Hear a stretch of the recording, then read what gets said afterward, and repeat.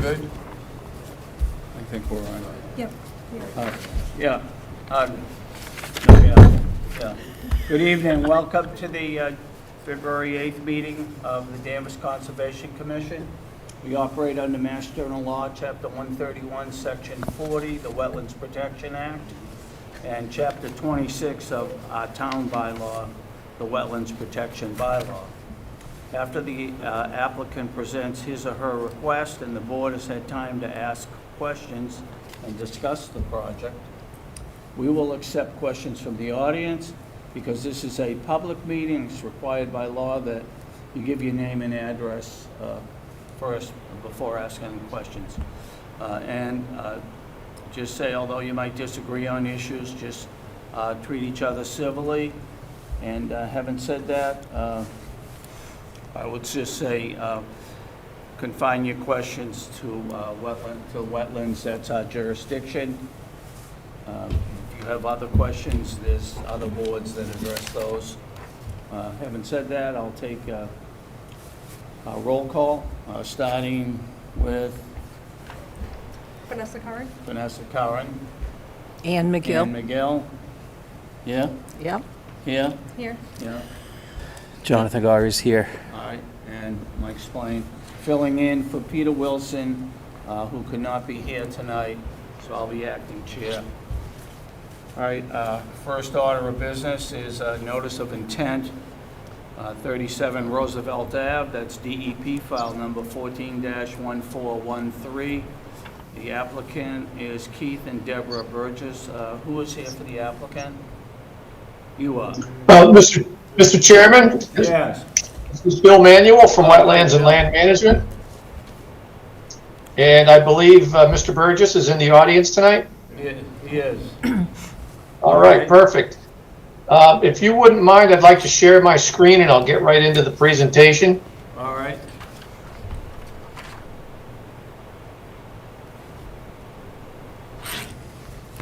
Let's see.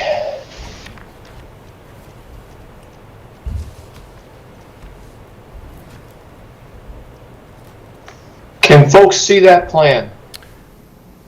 No. No. You No plan up there. Just Should your have beautiful permission. face, Bill. I just may not be doing this right with Teams, so. Oh. Uh-oh. How about now? There, Oh, there it is. Okay, very good. Wonderful. All right. So again, my name is Bill Manuel, Wetlands and Land Management, and I'm speaking on behalf tonight of Keith and Deborah Burgess. They want to install a 30 by 24 detached garage next to their house.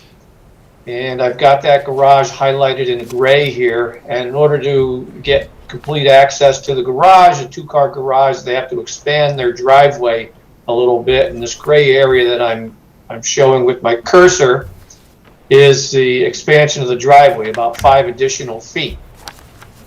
This project is precisely like I presented to the commission at your last meeting. And this is another riverfront project that has to be characterized as a redevelopment project. The existing house and the existing driveway have been in existence prior to 1996. Beaver Brook is in the backyard and the entire lot is riverfront area. So this being existing prior to 1996, the DEP now calls this a previously developed riverfront area, and therefore we look at the proposal under 1058.5, which is the redevelopment section of the regulations. So just like 2 weeks ago when I did the presentation, it was Bowdoin Avenue or Bowdoin Street that was very similar, had a brook in the backyard. This property, the improvements already exceed 10% of the riverfront area on the lot. So all additional improvements have to be mitigated for by a factor of 2 to 1. Right. And just like the proposal I did 2 weeks ago, I have a table that's right on the plan, and it documents. I'm going to zoom in. See if I can move this out of here. There we go. I'm going to zoom in a little bit and pan over. And so, Bill, this is similar to last week, our last meeting where there were credits given for the certain types of mitigation in the back. yeah, but this is even more simple because this is just straightforward 2 to 1 mitigation. I'm not counting 2 to 1 for any invasive species removal. This is just straight 2 to 1 mitigation. And so this documents, this would be 10%, this 1,092 is 10% of the riverfront area on the lot. The existing improvements on the lot, the house, the driveways, the 3 sheds, already exceed 10%. So we know that for all expansion of the improvements in the riverfront, we need to do a 2 to 1 mitigation or a 1 to 1 restoration. So we have 188 square feet of the garage that does not occur over the existing drive. We have another 100 square feet of driveway for a total of 288 square feet. 2 times that is 576 square feet. So again, I have the driveway outlined in the black line. The proposed garage is in the gray. You can see 188 square feet of it is off of the existing pavement, plus 100 square feet of driveway that's off of the existing pavement. So that's where we get the 288. Now you'll also notice that there is an existing shed right here. It's 95 square feet. It happens to be right where the back of the garage wants to be. So Keith and Deborah would like to move that to this location here.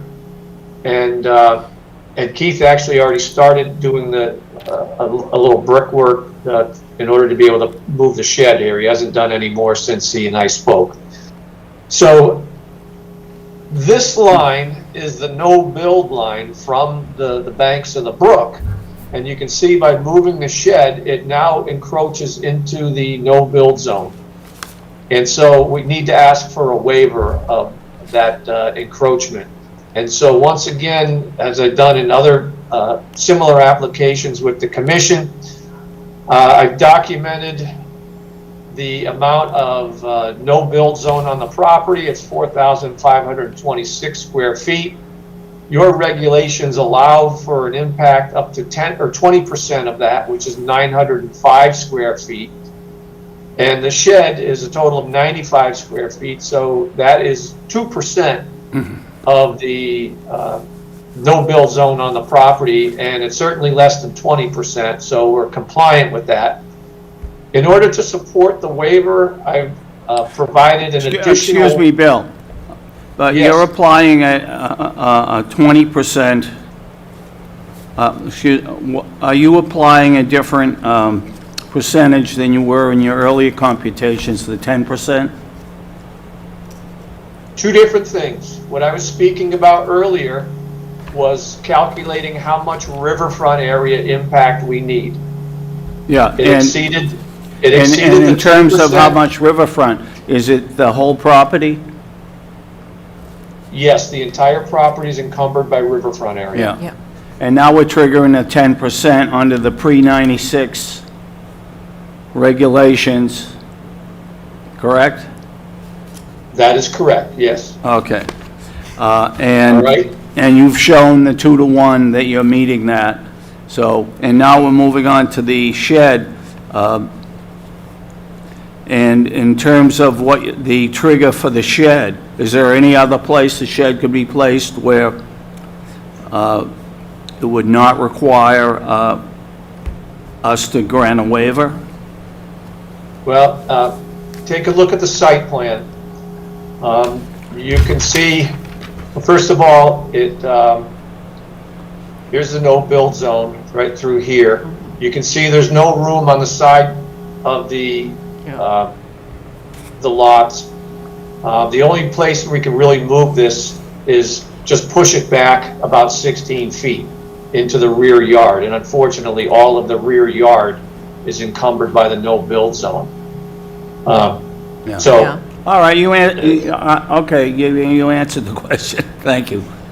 okay. Yeah. So, just to quickly summarize this presentation, I did a 1.5 to 1 mitigation to support my waiver request for the shed. So it's another 142 square feet of mitigation. So we've combined the riverfront and the waiver mitigation. It's a total of 720 square feet. We have a nice open area along the back of the brook that we can fit 720 square feet.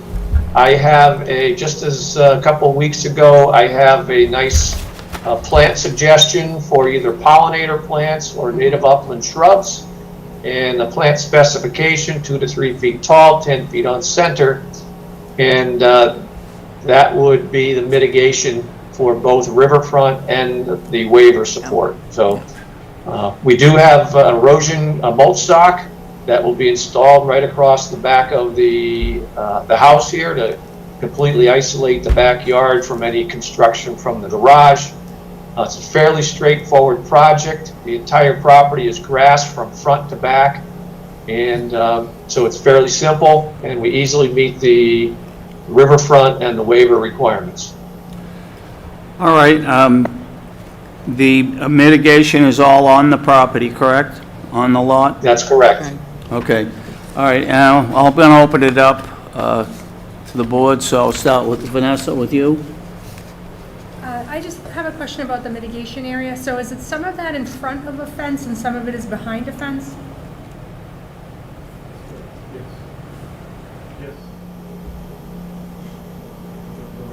Does that make a problem? No, I feel like the last project last week, all of it was in front of the fence and this is on both sides. So How do is- you get to the other side of the fence?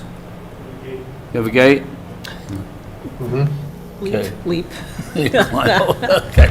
All right, anything else? I'm just going to mention, for the similar project last week, we had done the no disturb markers. Yes. Because thinking about selling, later down the line, or you never know what happens, you win the That's lottery, you right. sell the house, other people won't know why that was there.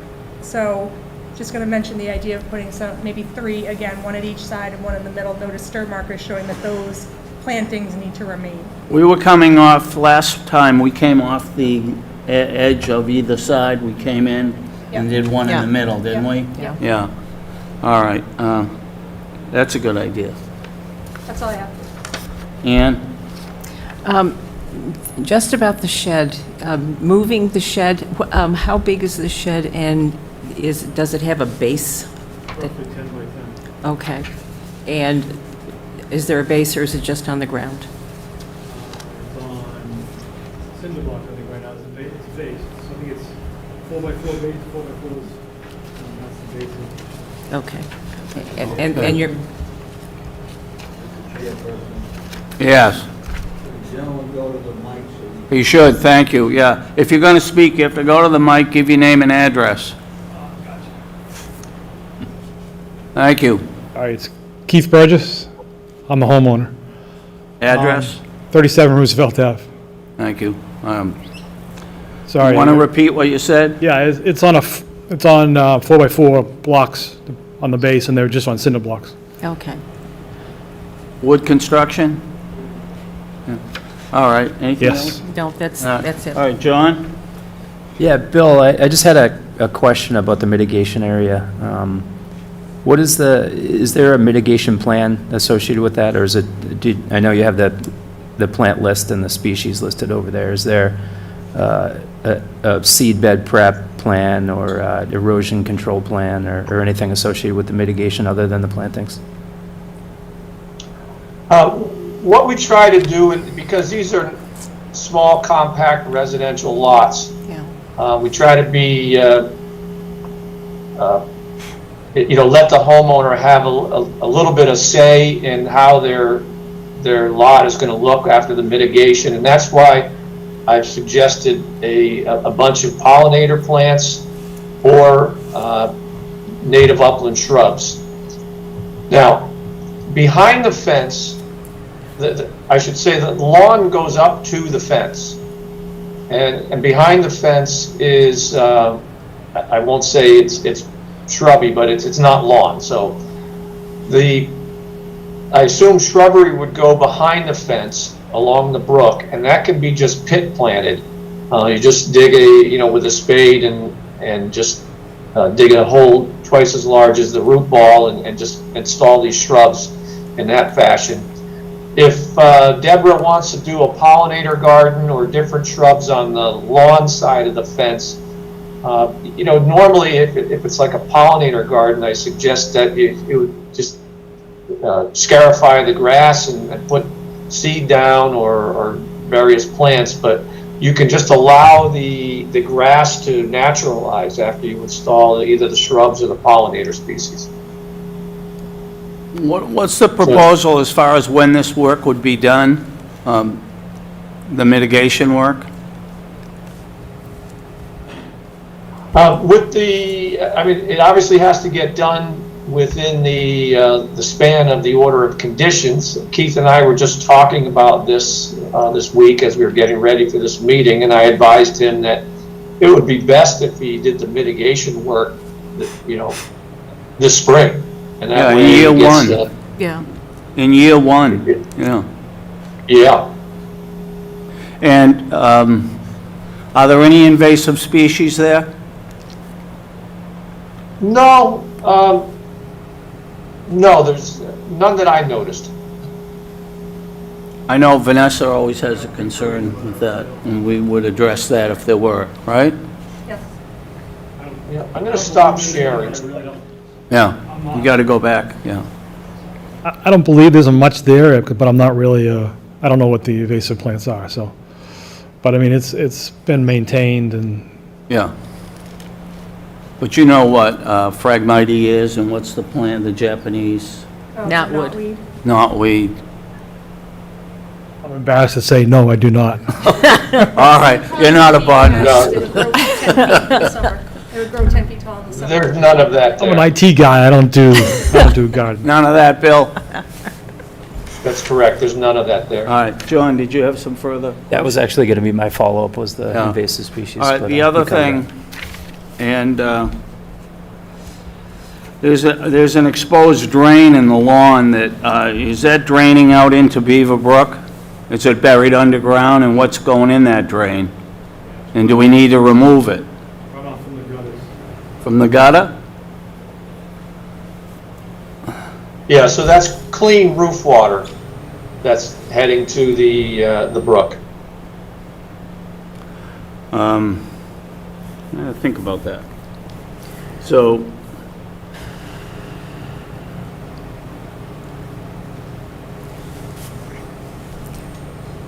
tell me how that drain works, if you go back up. Do you know, Bill? What just says- I mean, Drawing it back up, you appears see- that the, There's a sunroom on the back of the house that slopes, it's probably 24 by 30 sunroom, and that just, there's a gutter there, and it just takes the gutter and brings the water down to the edge of the, Yeah. Why was that needed? I had nowhere else to put the water, and I just wanted Doesn't just spread on the lawn? No? could have done that, but it just didn't happen that way. Does staff have any issues with that? It was unclear from my point of view whether or not it needed a stormwater permit. Says it does. I don't know if the applicant has been in contact with the engineering department about, I'm not saying you need one, I'm saying it's unclear if you do. Well, there's no stormwater for, that type of stormwater for a homeowner, Bill? If it's of a certain size. What's your comment on that, Bill? He put in a drain off of a sunroom, is it? Is that also collecting the water off the rest of the house, too? But No, it's not. what else, is the drain, is it level with the ground? It's level with the ground, it's, Is it open, is it an open concrete that? no, it's just I think it's PVC, actually. It's just a PVC pipe down to the edge of the property that's buried. in yeah, the it's a ground. corrugated plastic pipe. Yeah, it's corrugated plastic. And it just comes from the downspout. It runs probably just below the surface of the ground and outlets next to the brook. So it would be clean roof water that's discharging to the brook. Well, I know in past presentations, you've always said, well, the water just comes off the roof and just spreads out gradually over the lawn. Why wouldn't it do that here?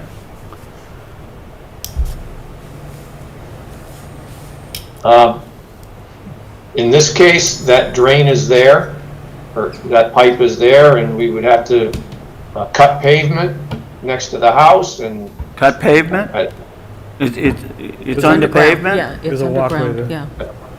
In front of that, there's a walkway. I think we just wanted to make sure that we got confirmation that it was just clean water coming off the roof. When staff went out there for a pre-inspection, it was unclear exactly where this pipe was coming from. Yeah. So thank you for that clarification, and Yeah. All we're... right, so there's a downspout and it goes connected right to the drain? Yeah. Yeah. All right. Staff, does the board have any questions regarding the drain? No. I would think if it wasn't in a hot tub, I'd probably ask you to take it out. But you say it's under the hot top, Bill? Yeah, a portion of it directly next to the house. You'd have to cut pavement to get that out, and It's not hurting anything, it's there, it's clean roof water runoff, so. I have a question.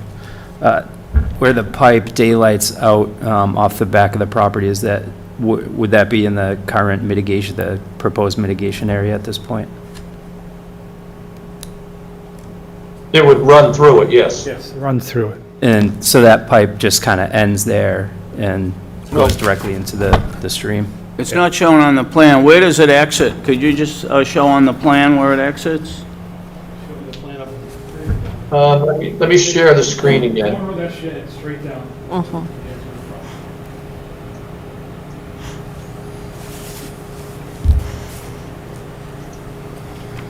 Can I use your diagram to? Yeah. I think he's gonna pull it up, right, Bill? Pulling it up, Bill? He's got it up there. Okay. There it is. So, Can you see that? Yes. Yes. this is the sunroom. There's a gutter on the sunroom, downspout right in this corner. It just goes straight down, So the physical drain itself is on the corner, right here in this corner. Yep. and then, And none of the roof, rest of the roof goes to the front of the house. okay, thank you. So the reason I ask is I wonder if, just as a quick condition to the order of conditions, maybe we move to condition that there should be some sort of protection at the end of that pipe in the mitigation area to prevent erosion. I mean, there's going to be some disturbance down there for the mitigation plan. Well, if it discharges into the mitigation area, would there be some sort of spreader there, Bill? It's a corrugated plastic pipe, 4-inch corrugated plastic pipe, so and it's coming at a fairly flat Yeah. slope. So I would say the velocity at that pipe end is pretty minimal. I certainly didn't notice any erosion, and frankly, I didn't even notice the pipe until Brian pointed it out. So I don't see where it's a threat to erosion, and probably doing more disruption by trying to remove it or do any treatment to the end of the pipe than just leave it alone. Makes sense. All right, That answers the question. Thanks, Bill. all right. I have one more question, if that's okay with You- you. yeah, Yep, of yep, course. go ahead. This is actually kind of directed at staff. I'm just trying to think through, if somebody came to us with this proposal and said they wanted to put in the pipe, I don't think we would probably allow that, or we would ask them to look elsewhere to discharge the water. I would actually probably refer it to engineering division because it's more of a stormwater issue. Yeah. Okay. All right. Okay. Before we close the public hearing, any questions from the audience? If you would go to the microphone.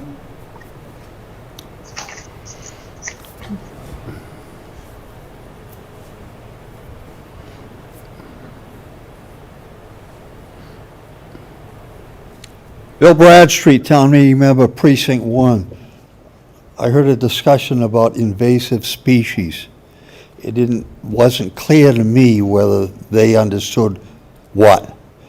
Does the town check to see if what they're dealing with vegetation, if it is an invasive species, and if so, how is it dealt with, either by the property owner or with the help of the town? Well, I don't think the town can make someone remove Phragmites on their own property.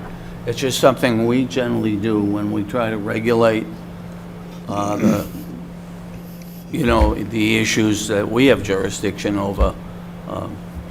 So my question No, was, it's but not it's on the other side of the fence they put up.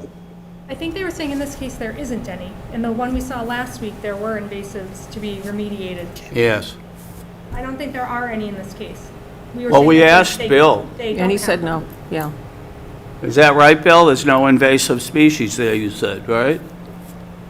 Yeah, the fence is there, but the property line goes to the center of the brook.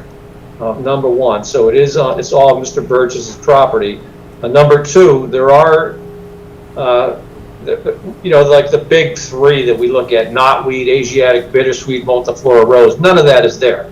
Yeah, that's what we asked. All right, that's what I was looking for. Yeah. And the other part with the other part with the drain system, is the drain system used because the water that comes off the house would normally pond as opposed to Well, being that's the directed thing, I off? didn't think it would. I thought, because normally with these properties, we're told, oh, it just gradually works its way down, and it's not a problem. So apparently, for some reason, the homeowner thought it was a problem here. I don't know why. Just a question. Yeah, no, I just no, it's a wanted to good ask the question. question. All right. So You want to respond, Bill? I'm having a little bit of trouble deciphering from the microphones, but it sounded like you're asking, does the water pond coming off the roof, or would it pond? And no, it wouldn't. It's pitched. There's a slight incline from the road to the front of the house, and then there's a slight incline from the back of the house towards the brook. So No, not the an lot incline, would a be decline, well drained. We're not talking about, Decline to the brook, right? not an incline, a Correct. decline. Yeah. Made me worried. Yes, a slight decline or slight pitch away from the house towards the brook. This particular house happens to have some drainage feature, some drainage pipe that was put in. If it didn't, I agree with you, Mr. Chairman, that on many occasions, if the house doesn't have gutters and it doesn't seem to be having an erosion issue, I would say just let it run towards the grass, and that's precisely what's happening with the detached garage. It just so happens that a portion of the house is picked up by gutters and downspouts, and it's directed through that corrugated plastic pipe. When was that installed? Before your time? I put it out here when we but again, it was A long time ago? It has to go back to when the sunroom was put on, so that's probably early 2000s. Thank you. Yeah. Okay. Anything else? Bill? Thank you. Thank you. Always appreciate the questions. All right, we have a motion, is there anyone else in the audience? No. And we no longer get participation on, Look, it's Peter. oh, Peter's here. Hi, Peter. Everything all right? I just got home, so I figured I'd join you all. All Just, right. just go ahead. Can we get a motion to close the public hearing? I'll make a motion to close the public hearing for, means the internet dropped out for a second, I would guess. That always happens to me. I'll ask you. That is correct. We're looking to put it into the no-build area. Yeah. Okay. Okay. So if someone wants to make a motion to issue an order of conditions, Should we- I'll entertain a motion. Excuse me, Mike, I think we should just hang on a second. I'll wait for him to come back. Yeah. I'm gonna mute you for a second.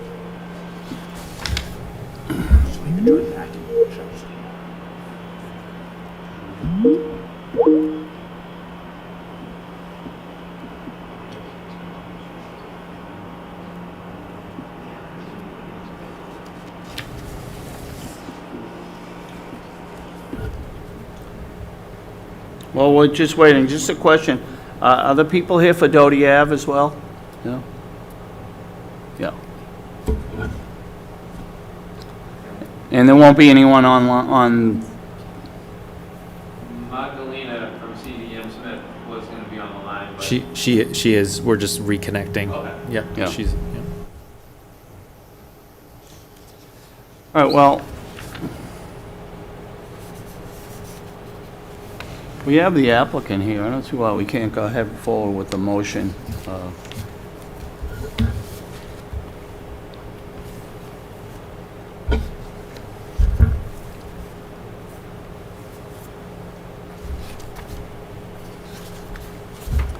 All right.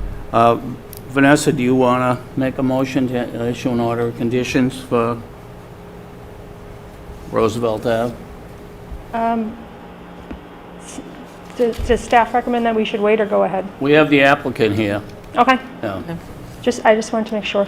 I'll make a motion that we First, issue an order of conditions for DEP file number 14-1413 with the special condition of adding no disturb markers at the extent of the planting mitigation area. very good. And we wanted didn't we want the mitigation done in year one?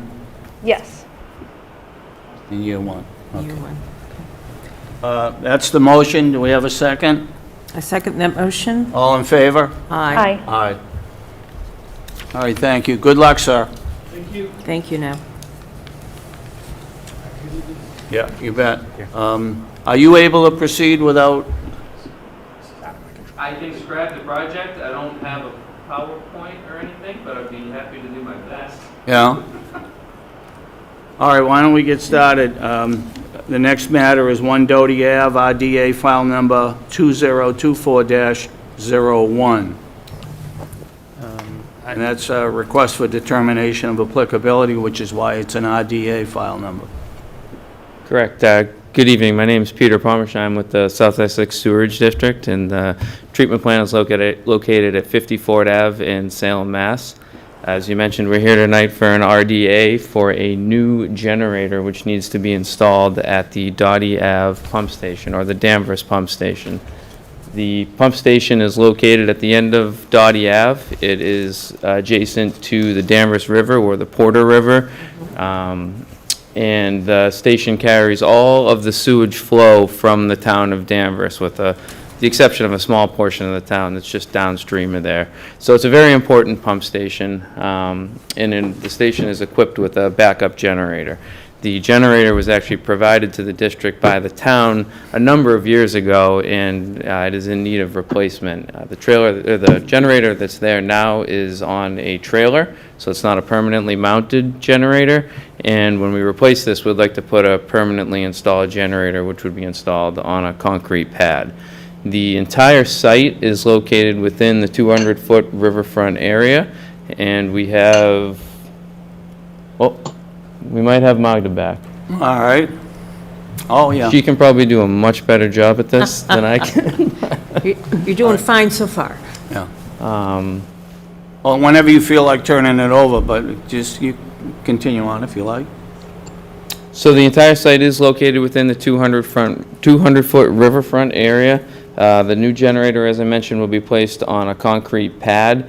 That pad, actually, I don't know if you can go to the site plan, is within about 20 feet of the top of Coastal Bank. This is an aerial image of the pump station. Can you just point where the pad would be? So this white is where the existing trailer is now. Yeah. And the new generator will be located towards the river side of that. And the reason for that is because we have a number of large 24-inch and 16-inch siphon pipes that come into the station from this direction. There's force mains that exit the pump station over here, and this is the main access in and out of the building to access all the pumping equipment. So there's no real good area on those three sides where we could place this generator.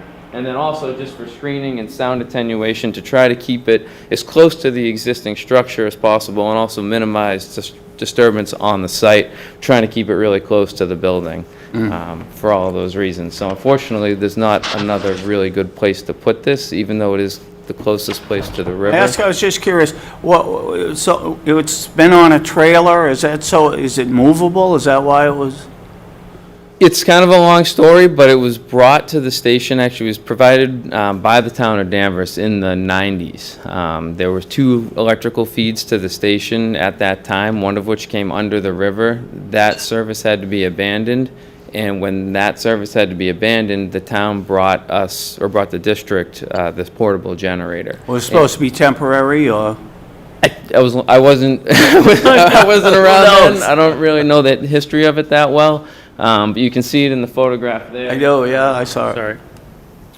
So it's time to replace it. Luckily, it's been functioning up to this point, but we'd like to put a modern, more reliable generator in. It'd be a big upgrade. I'm going to open it up for questions. I'll start with Vanessa. I just have a question of what is the height of the new generator area in relation to mean high water?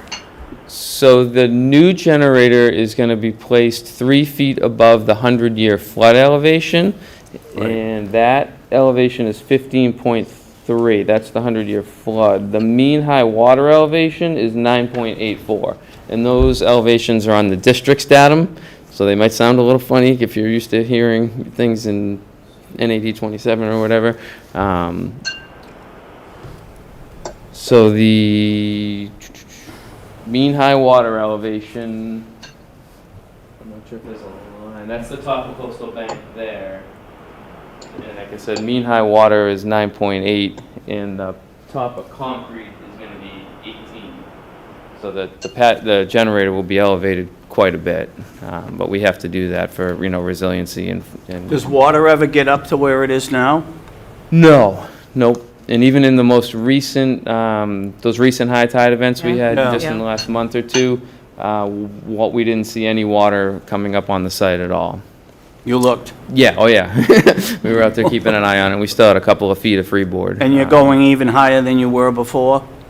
This pad will be higher because the existing grade where the portable generator is about 17. So the concrete pad will be about a foot above that. And then the generator has a fuel tank underneath it, so the actual electrical components will be located up even higher. So. Anything further, Vanessa? No. Ann? How high up is this, the generator itself on top of the How brick far above blocks? the pad? Yeah. It will be a few feet, so it'll be 3 or 4 steps up from the surface of the concrete pad, because there's a double wall fuel tank that sits in the base of it, and the generator is above that. So on either side of the enclosure, you'll have a couple stairs and then a platform that go like down the sides of the enclosure. Okay. So- And the enclosure itself, it's strong enough to be prevented from losing. Tipping over or something? Well, anything because of the location. It'll be designed for like hurricane wind loads. Yes, yeah. So I was reviewing the specs earlier this week, and it's like 137 mile an hour wind load that it's designed for. Hopefully we won't see that. Hopefully we don't see that. Okay, all right, thank you. Yep. Good? Yes. John? No questions. All right. If you don't mind, I'd like to hear from our town engineer, either any concerns he has or his support for it. Would you mind, Steve?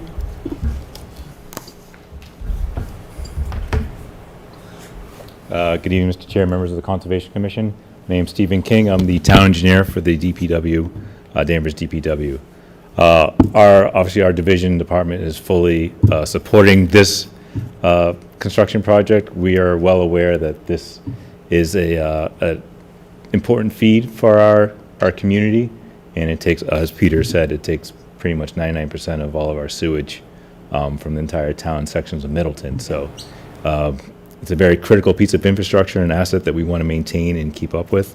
And part of having this backup safety factor for generator in case we lose power because of other storms that could potentially happen, it's a necessity. So we're fully support the project. Now, does the town have to work in conjunction with this, or is this something they do all on their own? This is solely be a project led and constructed by the SESD. So you're not needed to be out there on site or anything? Nope. For that project? No. How long will, and maybe he knows it, how long does the project take? Fortunately, the lead time on these generators is about a year right now, we're hearing from the manufacturer. So it'll go out to bid, and then basically nothing will happen for a year, and then the installation will happen. But you will get the money and it will get done, yeah. With any- And, Yes. all right, Optimistically. anybody else I have on the no board? additional questions. No? Any questions? I see two gentlemen back here. Pete's coming up. I need a waiver.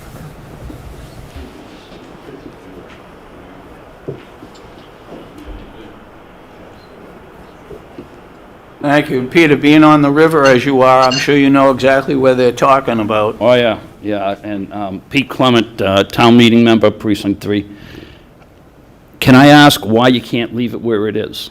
Put the building up against the building, because, you know, the people are used in that area, they're already used to seeing that generator there. Now, if you take it and you step it out, and during the summer, if it comes on, then you're getting all the boat people coming up and down the river with the noise and the rest of that. Where it is now, I know people who live in that area, all right? I've never heard any of them complain about the noise. So if you put it right back to where it is right now, in a building, I think that you'll be a lot better off than putting it near the water. Well, is it even noisy? Well, on the noise, the new unit will be much quieter than the old unit because it's designed to modern sound attenuation standards. The old unit was a portable generator, so it didn't have much in the terms of sound attenuation. So the new unit will be quieter, and it only runs when there's major storm events or, utility power outages. So it's not going to run all that often. The other problem with moving it forward is this is a force main that comes out. So we can't locate a permanent structure over this pipe. Now, the old one was on a trailer, so if we ever had to move it, we could just pick it up and move it. That was the idea when they put it there, but we can't build a permanent structure over that pipe. Move it up so it's not just over that pipe. And then the idea here was to tuck it back and kind of tuck it in because you have probably remember Is the that noise large king. odor control unit there. So it shouldn't really block any visual impact because this unit is sitting right here anyway. We're trying to kind of tuck it in there as close as we can. And how close the house is going to be to this? Further away or closer to it? The houses that are there now, existing houses. Oh, yeah. Yeah, they're going to yell at you. So, Peter, it's not really our issue, the noise issue, but I'm satisfied, even though it's not our issue, that it's going to be quieter and it has to go where it's going. Yeah, we were trying to do our best to tuck it in as close as we can to minimize the impact to the neighborhood because we want to be the best neighbors we can. All right. Thank you. Thank you, Peter.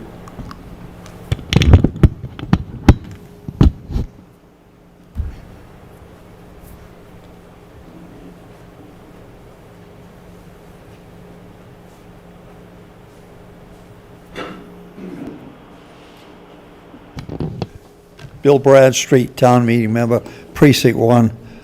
A couple of questions. One is, it was described as a fuel tank underneath this generator. What is the fuel, and if the tank itself leaked and this leakage ended up in the river, is there a pan under this fuel tank? What is the fuel? That's one. The other thing is, when I've been down and looked at the area, it's not the prettiest building for people who live in that area to look at. Is it possible for you folks to ask that they put some arborvitaes or something around it to shield its appearance from the neighborhood? Good question.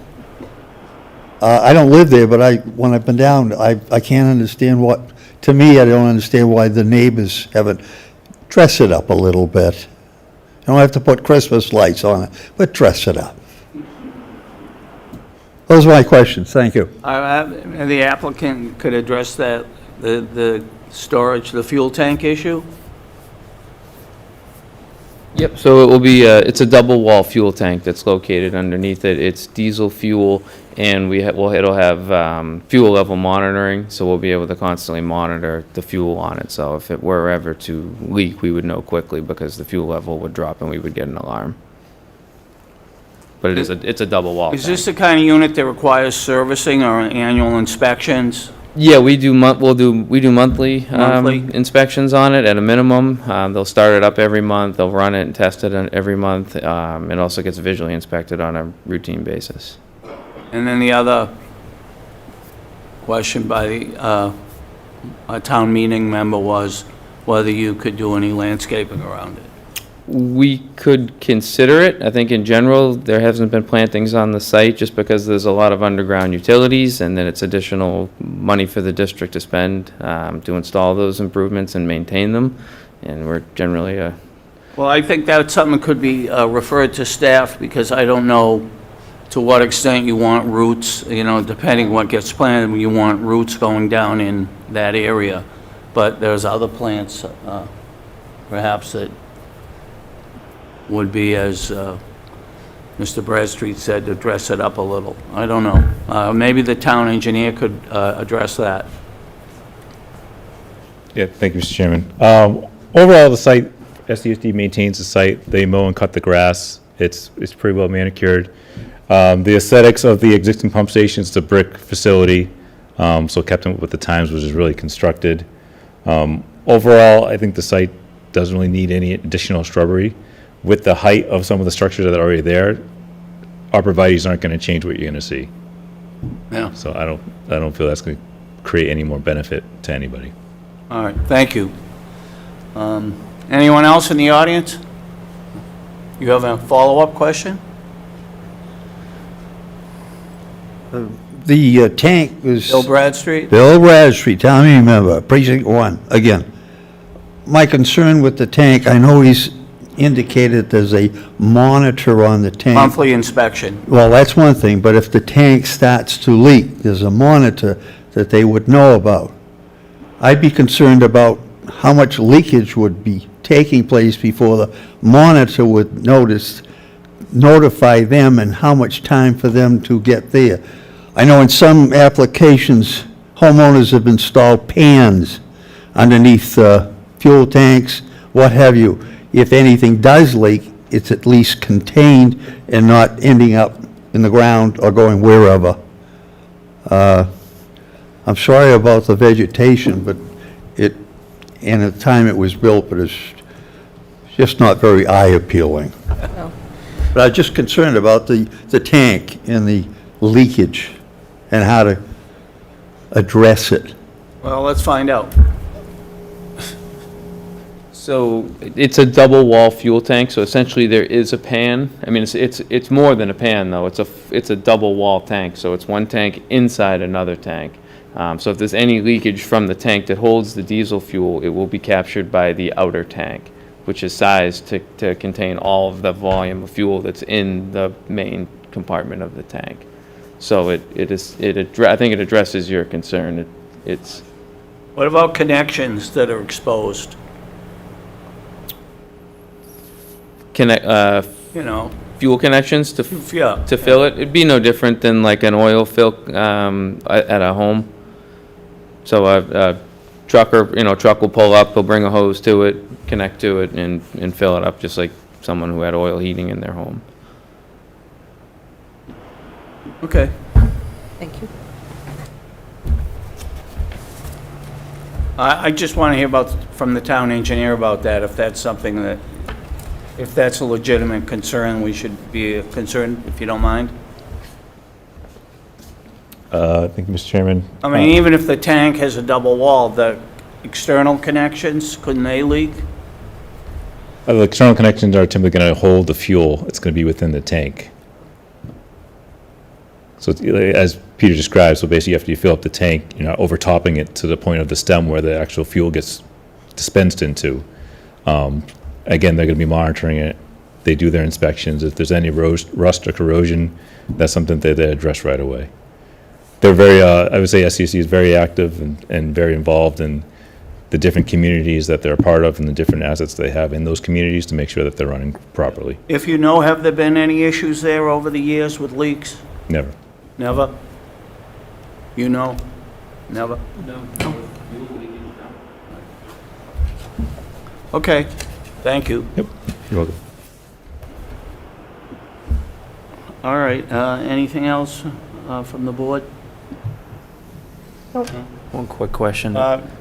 Yes, go ahead. While we're talking about fuel leaks, it looks like there's a call out on this plan for an infiltration trench. Can you speak up a little? Yeah. It would seem to me that would be part of that prevention, would be if fuel does leak from the generator, it would be caught by an infiltration trench and make sure that the fuel doesn't make it to the wetland resource. Yes, the gray shaded area. Can you point that out, please? Yeah. Can you see back there, Bill? Yes, I can. So there's a, I guess I can take this. There's a 2-foot wide infiltration trench that surrounds the concrete pad. So yeah, if leakage were ever to make it through both of the tanks and onto the pad, it would then leak off the concrete and go into the stone infiltration trench. Where did it go? Then it would go into an infiltration system? It's just stone. Yeah. There's a detail up in the upper right-hand Yeah. corner of the plan. It's just a 2x2, I believe. Yeah. 2 feet wide, 2 feet deep. Yeah. All right, thank you. Good point, John. Thanks. All right. Anything else from the board? No? Okay. You requesting waivers on this? Yes, I believe there's 2 waivers requested, and Magda can probably speak to those Yeah, let's, better than can someone myself. just discuss what the waivers are? Oh, hi, hello, this is Magdalena Lobstead from CDM Smith. A waiver for work in the 35-foot no disturb and the 50-foot no build zone. So a waiver for the 35 and a second waiver for the 50? That's correct, sir. Okay.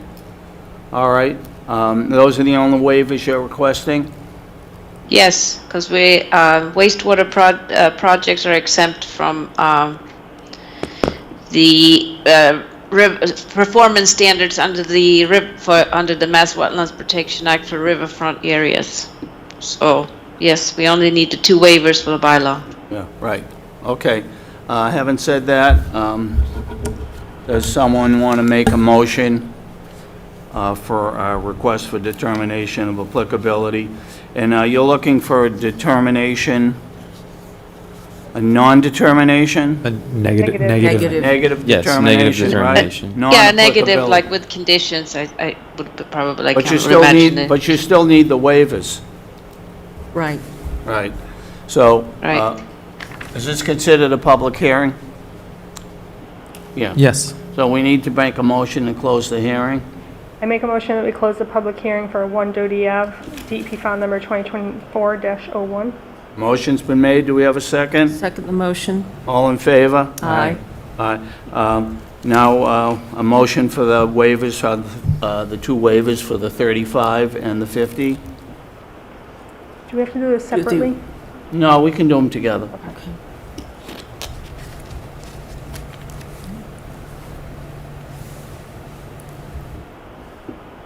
Somebody want to make a motion? Are you gearing yourself up, Ann? Oh, I'm trying to figure out which is which. You can just say them together. Okay. I'd like to make a motion for a waiver to section 2.3 and section 2.4 of the bylaw per section 5.1.3 of the wetlands regulation As it relates to the 35 and 50 foot. as it relates to the 35 and 50-foot no disturbance zones for the applicant South Essex Sewage District DEP file number 2024-01, 1 Dottie Ave. Motion's been made. We have a second. All in favor? Aye. Aye. And if someone wants to make a motion that we make a finding of a negative determination of applicability? I move that we find, oh, sorry. I move that we find, oh gosh, sorry. Make a determination? Sorry. That we find a negative determination of applicability for 1 Doty Ave, DEP file number 2024-01. Motion's been made. Do we have a second? Second the motion. All in favor? Aye. Aye. Good. All right, thank you. Good luck with the project. Thanks, Neil. Thank you very much. Benefits our We appreciate town. your time. Thank you. Thank you. Thanks, Stephen. Thank you for coming. Bye, Steve. Good to see you. Bill's going to be out there monitoring your fuel leakage, so. Let him know when you start. Yeah, yeah. All right. The next matter is notice of intent for 191 Old Burley Street, DEP file number 14-1411, applicant Flight Level Aviation, and I see that there's been a request to continue the hearing to February 22nd, 2024. I'll entertain a motion to continue. I'll make a motion that we continue the public hearing for 191 Old Burley Street, DEP file number 14-1408, to our next meeting on February 22nd. Second? Second the motion? All in favor? Aye. Aye. Tibbetts. And now we are moving on to Tibbetts. Tibbetts, 31 Tibbetts Ave. 21. 21, thank you, Ann. Sorry. 21 Tibbetts Ave, and who's here for the applicant? This is the dock. The docking system. Good evening. Good evening. My name is Bob Griffin. I'm here on behalf of Mr. Sudenfeld, who's in the back of the room, regarding the garage renovations and pier at 21 Tibbetts Avenue. 31 is probably in the river somewhere. But, Yeah, thank you. So if we could please bring up the latest site plan, Brian. You may recall this is our third meeting about this particular application. We had an introductory presentation, then we had a site walk. We came back with some plan revisions at the last meeting, and we still had some outstanding issues with the harbor master. The commission was very helpful in getting a meeting with the harbor master. We met last week and had a chance to go over the plan and his comments a little bit further. So we made some subsequent revisions to the plan, which I'll describe. And I think, as I understand it, the harbor master is satisfied with the revised plan. So previously, here's... Is this the newest plan? Yes, this is good. Yeah. All right. So this is Mr. Sudenfeld's 7,000 square foot property off of Tibbetts Avenue. The proposed garage reconstruction is in this area. It's basically on top of his existing garage, so we're going to tear down the existing garage, put up a new garage, replacing a portion of his brick patio and a portion of his driveway. There was a little bit of work in the 50-foot no-build zone there, but there's really, because of his very small lot and the odd shape of his lot, there was really no other place to put the garage. It's as far away from the river as is possible. And we've already been to the Zoning Board of Appeals and gotten approval for this particular location. The pier, when it was first presented to you, I think it was around 220 or 230 feet long from the shoreline to the very end. At the last presentation, we had made some modifications and reduced the water depth at the back a little bit. I think we were on 216 feet. Yeah, And so that would be helpful if you talk about what you were looking for before and what you're doing now differently. Yeah, so this is 185 from the shoreline to the very end is the current proposal, and previously that was 216 feet. The float is essentially the same. It was, I think, it's a 10 square feet smaller on the float than we had at the last meeting. It was a 6 by 15. Could you just point to that? Yeah. So this is a 6 by 20 float, and this is a 6 by 13 float. Last time that was a 6 by 15 float instead of the 6 by 13 float. So that gets us to 200 square feet, 199 actually. Same gangway, and the length of the fixed portion of the pier, I think, is around 15 feet less than it was last time. If I get that, let me just make sure.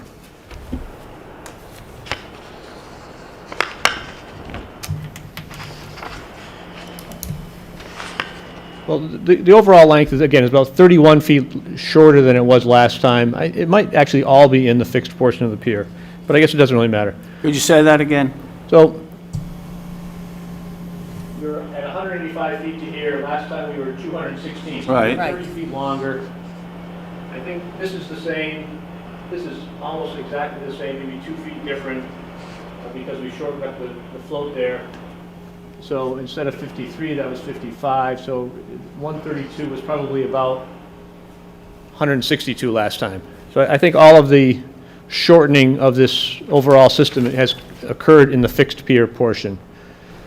So again, approximately 30 feet, 31 feet actually from shorter than last time. So maybe a dumb question, so where does the length come out of? So it's out of the fixed pier portion, this portion here.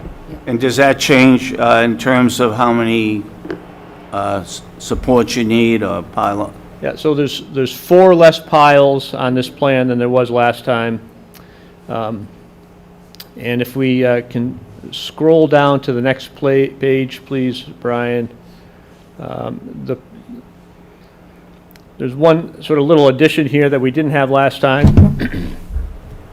So here's the pier, the gangway. Okay. And the floats. And underneath the floats, we've got some legs. Can you point to those, please? Yeah. See those little legs there, little cross bracing, leg. And that was something you added because of you reduced the length? That's right. So now the float is in less water than it was last time. Right. So in order to meet the Mass Department of Marine Fisheries recommendation that we maintain 30 inches of separation. Doesn't sit in the mud. Yep. Right. So those legs are now necessary. They weren't necessary before, so we added those in. And that was adequate, the number of, the length of the supports you put in? Well, yeah, the supports will achieve the 30-inch They will. separation at all times. Obviously, at high water, the legs are just hanging underneath the float. They're not really doing anything. Right. And then there was one minor issue that came up after we sent the plan to you, and that was the harbor master said, I'd like there to be a condition on the plan that says that the owner of the pier and the float will, in block letters, put his address and his Chapter 91 license number on both the pier and the float. And so we added a note back on sheet 1 to... Yeah. But I'm seeing this note, it looks like a symbol for 3 feet. Is that? What note? Oh, that must be a typo. That's the size of the letters. Yeah. Oh, 3-inch the block letter, letters? okay. Yeah, well, yeah, but except it, Is there a typo? it's shown as 3 feet, so it's 3 inches, we'll just Sorry correct about that. that. All right, thank you. We'll get that cleaned up. Bob, isn't that actually already existing as part of the Chapter 91 process? Doesn't Chapter 91 require that anyways? It does, and and it's not really a Wetland Protection Act issue about the signage, but the harbor master wanted it on this Yeah. plan at this point in time, and we're happy to do You that. have that letter. You both have Yes, that. yep. You have this. All right, so I was speaking of, I don't know if I was speaking for the whole board, but I'm happy that, that the applicant has agreed to shorten it up, that we've satisfied the concerns of the harbor master, and at least for me, you've satisfied my concerns.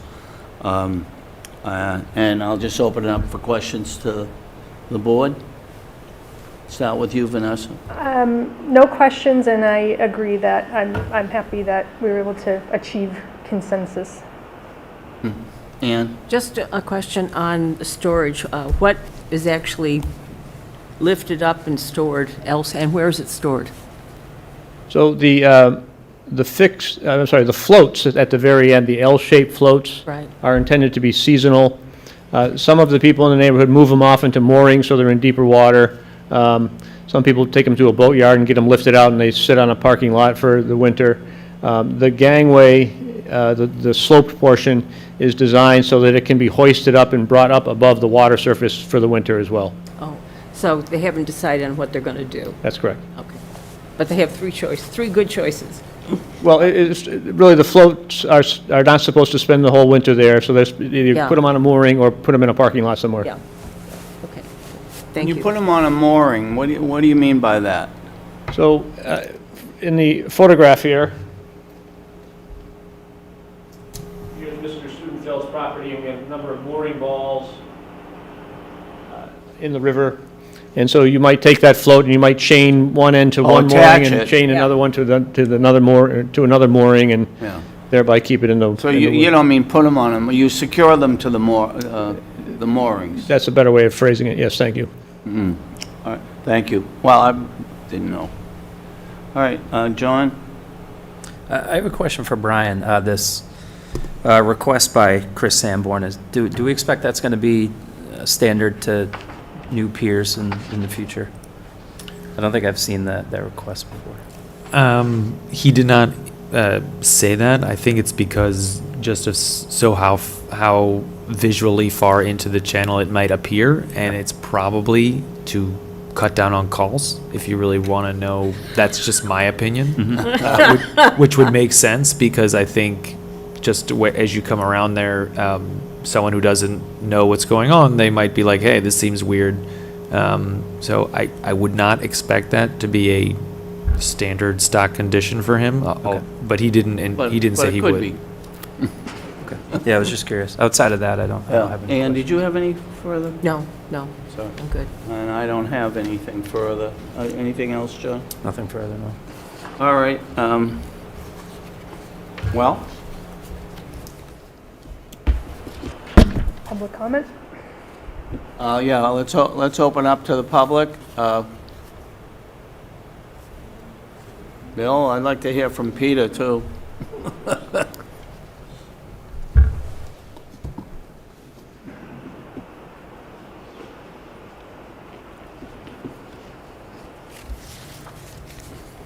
Again, Bill Bradstreet, Town Meeting Member, Precinct 1. Yes. I like the information being added to the float, whether it's a town condition or not. Perhaps you could ask that to be made one for the future, to make it so much easier for anyone who uses the waterway. Someone has a float there. Just to me, it would make sense, not for this applicant, but for future applicants, and possibly even go back for prior applicants who have. It's going to be a condition on this one. Thank you. That's what, well, let's make it a all-inclusive condition if you could. Thank you. Thank you for the suggestion. Mr. Clemens?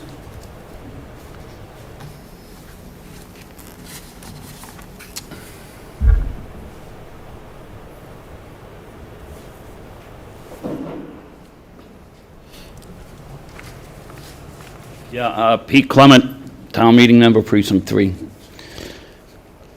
If you have a float in the river, all right, and we take it from your property, it goes on your moorings. So the numbers that are on those moorings are assigned to whoever has that float. Is that a list that somebody keeps, Peter? For an example, the town, I got a list, the town has a list, the harbor master has a list, and what happens is, when you, for a quick rundown, when you get a mooring, all right, it gets filled out at town hall, they send out an excise tax for the boat size and everything else, and there's a fee for the moorings. There's a number stamp on, put on the moorings, and whoever has the mooring has that number, okay, and that's assigned to that individual. So if something comes off, it's kind of like a good idea that what they're talking about. But if you see floats on moorings in the harbor, okay, it's usually the only way that you can do that is putting it on the owner's mooring.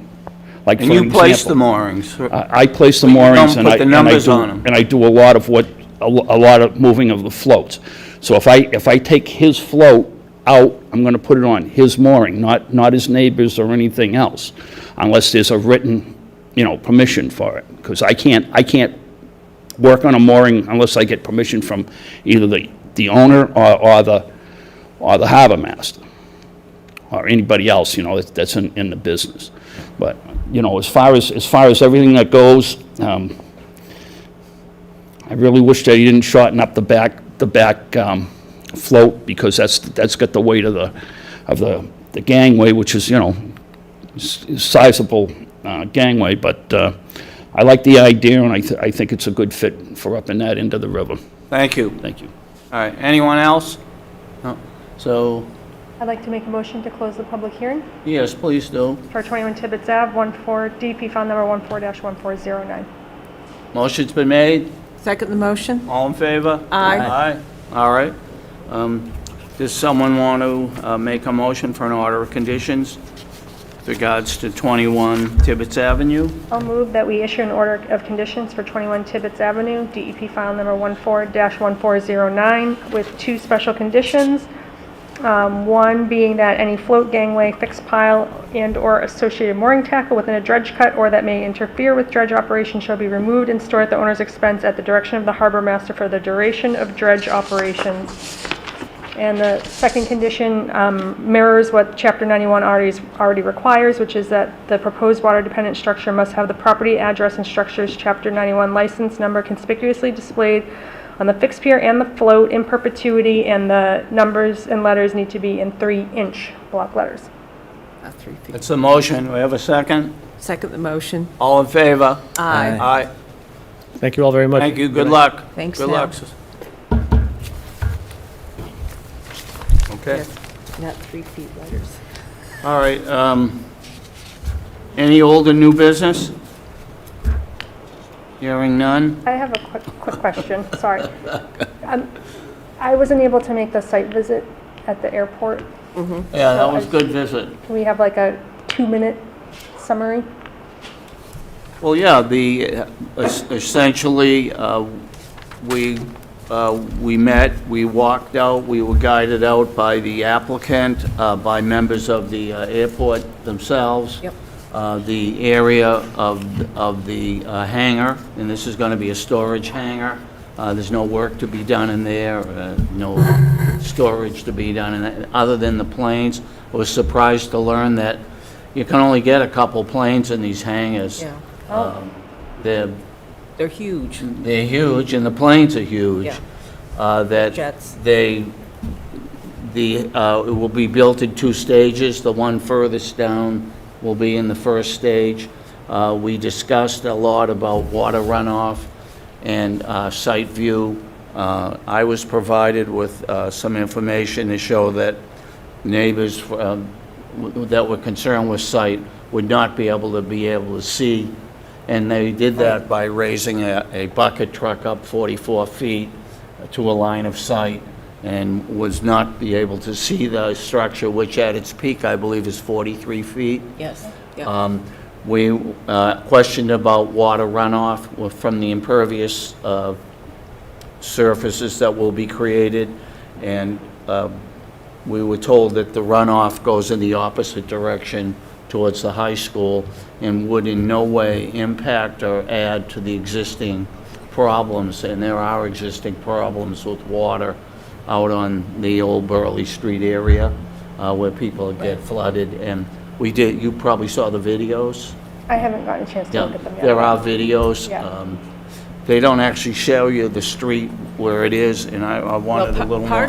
Part of it is also backed up sewers like we've seen before. Yeah, and the that other has concern created was, problems. that there's some sewers that may be a town issue Yeah. with the stormwater issue, that they need to be unplugged. Okay. What I thought was interesting is... And we did walk the whole area there. We walked around the entire, where the building would be. was the system they're putting in, because that was the thing. It's like, okay, so where's the water going? And it's going into a system.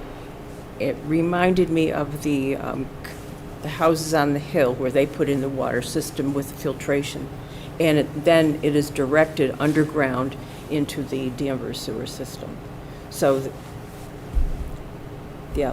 They're putting stormwater into the It's sewer? treated stormwater. Yeah, So that's- it's because of the pavement and the building, right. they need to infiltrate underground. Right, but that wouldn't be going into the sanitary sewer. No. It's not No, being no. pumped into us. No, it's not. No, not into, but the system itself is similar to the one that we'd seen before. Like that underground chambers or That's whatever they right, call them. yes. Yeah, And okay. then the whole filtration. You know, on North Street, they were going to do underground chambers, if you remember, but they Yes. ended up doing detention.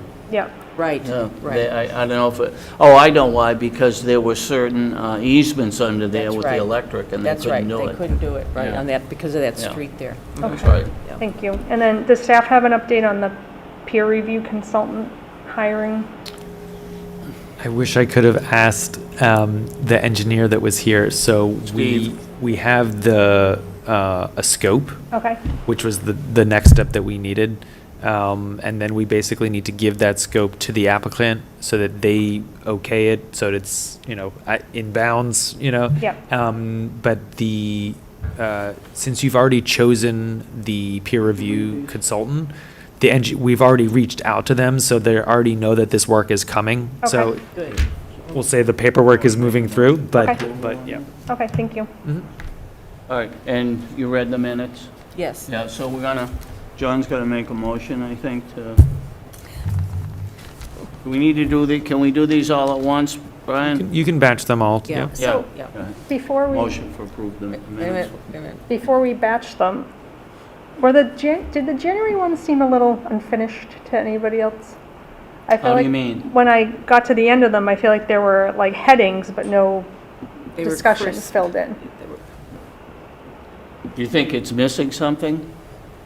I thought so when I looked at them. I was happy with the first two. The third one, I couldn't tell if they were headings that Are you saying you should want have to vote gotten. on the first two and then? Yeah, why don't you do that? Why Why don't don't we you vote on the the first two and then hold get off to- on that until we? Yeah. I'll get to the bottom of Was there it. was that an issue with loss of sound or? I don't believe so, but I'll figure out what that is. So I would vote for the November, December, and then for your next time around, we'll Yeah. have the January Good 11th point, ready. Vanessa. Yep. Okay. Yeah, I'd make a motion to approve the previous meeting minutes for November 9th, 2023, and December 14th, 2023. Motion's been made. Second. All in favor? Aye. Aye. All right. Anything else? January was a bit terse. That's yours. Is this mine? That's yours. Oh, okay. All right, I'll entertain a motion to adjourn. I'll make a motion that we adjourn tonight's meeting.